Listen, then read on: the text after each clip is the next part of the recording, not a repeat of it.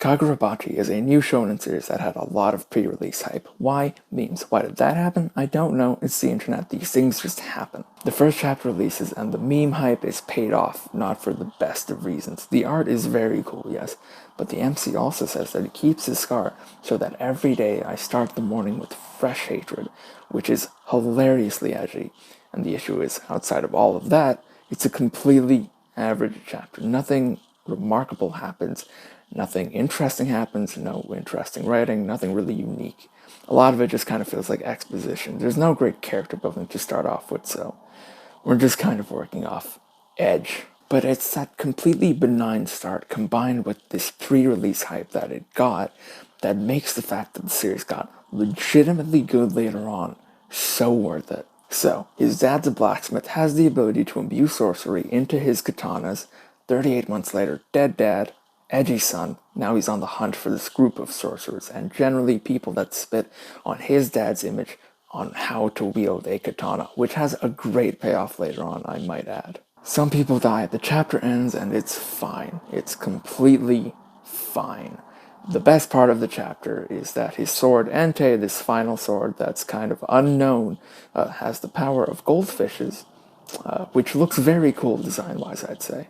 Fishes swimming in the air, anything swimming in the air, I would say, just kind of looks cool. I did feel bad for the author, Takeru Hokazono. Apologies if I mispronounced that at this point, because dealing with that pre-release hype and then having to write from there, I imagine it's kind of awkward, whether it's like added pressure or just plain weird, but he capitalized on it, so kudos to him. Anyways, it's generally unremarkable for the next few chapters, barring some nice action that happens, and this weird small stretch where the author just didn't know how to draw people, yelling, or really just kind of talking in general, and they had this like weird square mouth thing going on, which is definitely going in my thumbnail. Char is introduced, who is a pretty significant part of the first arc. She has these regenerative cells, and the sorcerers are after her. And for a kid, honestly, she's pretty well written. She's got these goofy little mannerisms and has this cute little quirk where she just tries to speak really eloquently. A lot of authors really struggle to write kids as kids, so credit for that. It's actually pretty good. And she has a cute dynamic with Chihiro, which is nice because he is expressionless as always. Enter Sojo, and now we can really begin. The first true antagonist of Kagurabachi is a very strong one. The choreography, which was already pretty good, immediately gets better. Quite frankly, everything Sojo is a part of is a feast for the eyes, sword and man included. But it's more than just action that Sojo brings with him. It is the first truly interesting conflict of the story, Chihiro's understanding of his father and his understanding of the katana that he created. Sojo is a man that is inspired by and loves Rokuhira. He too carries one of his katana, Cloud Gouger, and more importantly, he challenges the ideals that Chihiro is instilled with. He is the first true foil of the story, and now Chihiro is face to face with a man that also believes he is carrying out Rokuhira's will. And the clashing ideals themselves aren't even that interesting in and of themselves. It's quite literally to protect the weak and defeat evil versus to kill. Those aren't like in-depth ideologies, they're very basic, but it's the way that they interact, especially later on, that makes it so great. But that's for later. Char is kidnapped, an elite squad is introduced. Do not bother to remember their names. Most will die. Only try to do it after the arc is over. There's more writing that I do like here, though. There's been a general acknowledgement of Chihiro's hot-headedness, which, to be honest, his expressions have not betrayed, but it's nice that it's being accounted for here in the planning. There's an understanding that he's likely to go of his own accord regardless of what they tell him to do, so implement him in a crucial but safer way. It shows a great understanding of tactics, and it's a good, organic way of including Chihiro. And now, from chapter 12 and onwards, we truly hit the peaks. Sojo versus the elites, Chihiro's rescue of Char, and all of that building up into the final duel between Chihiro and Sojo. Sojo's fight is immediately great. It takes place on a floating platform as a set piece, very cool, and there is an honest-to-God game plan in place.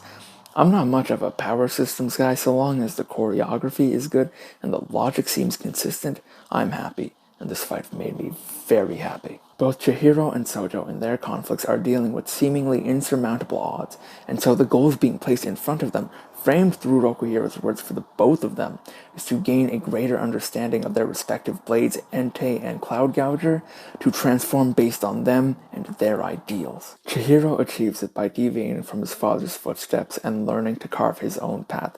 I especially love the line, "If you try to always follow in my footsteps, it'll be a waste that you were born Chihiro Rokuhiro." It's a great scene in general, and I really love the way that Rokuhiro is written. He's got the goofy, fatherly vibe down, and it's just a super endearing scene. The spread as Chihiro uses his newly awakened powers is, of course, absolutely incredible. Rescues Char, again, a very nice page. She heals his arm, now has that ability, I guess. Sojo's understanding, of course, also hits this point as he harmonizes with Cloud Gouger and, just like Chihiro, finds his own path for the blade.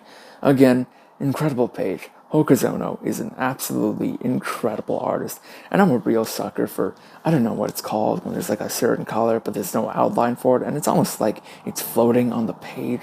I don't know, but I love it. It's so cool. And finally, they face off again, and honestly, just a perfectly built-up duel. It's this stretch of chapters that really made me feel like Kagurabachi could be something truly special, and now it just has to stick the landing. And it does. Of course it does. Come year end, this 12-second duel that takes place over the course of this single chapter is still probably going to be one of the best that happens this year, as it takes place going back and forth between a conversation and the duel. The chapter is called Tea, as the two talk over tea and sweets, except Chihiro doesn't like sweets, as the two discuss Rokuhiro and their respective blades and their understanding of all of it. Sojo has already come to accept Chihiro's ideals, but he will not step back from his because he hasn't been rejected. He hasn't been proven wrong. In fact, it's the opposite. Cloud Gouger answered his convictions. It answered his slaughter. And it's through seeing this undeniable, living proof of the fact that these blades that his father created, as much as he may believe in his father's words, also has to understand the other side of it, that those beliefs, that the way that they work isn't nearly as linear as he once believed. Chihiro finally understands. As he takes a bite of those sweets that he dislikes so much, he accepts Sojo, he accepts his ideals, he accepts the fact that he too is correct and that they both can speak for Rokuhiro. And through that understanding, all that is left is for the two to fight for their beliefs, for Chihiro to cut Sojo down. And the fight is incredible. It is just page after page of wonderful art, one after the other, and it is all backed by this 12-second counter. Between how dynamic the fight is and all of the exchanges, the 12 seconds still feel very real. They're not there artificially placed in as this fake counter.